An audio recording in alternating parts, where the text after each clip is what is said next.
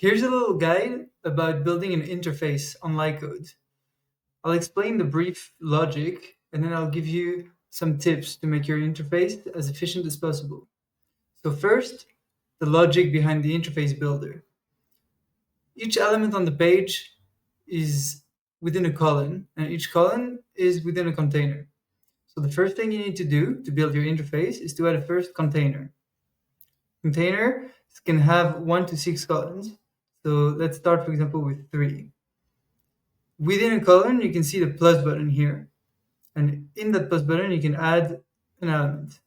So for now, for example, we're going to put a heading.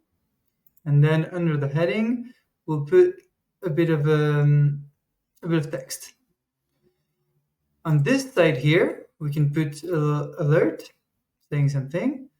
And here, you can put, for example, a button. So it's up to you to arrange the elements so that your interface is exactly how you want it. If you want to style and modify elements, you can access them either by clicking a component, hovering here and selecting the column or the container, or you can select them with the component tree on the left as well. So you can select the different columns and you can select the components within the columns as well as the containers themselves. So for example, you can style a container by giving it a border and adding a bit of corner to it. You can see it's added here. If you want, you can add another container after this one with, let's say, 1 column.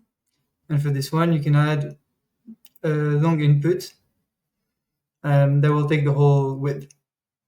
If you change your mind and want it to be a bit smaller in the page, you can select the container here, make it so that it's 3 columns instead, and instead adding it in the middle, so that will take less space. So long text input, and you can remove it from here. So that's how it works. That's how you can build an interface with Licode. Remember, containers have columns, and columns have components. You can style each of them by clicking Style. So you can style your columns, and you can style your components directly. That's it for today. I hope this guide has been helpful. See you around.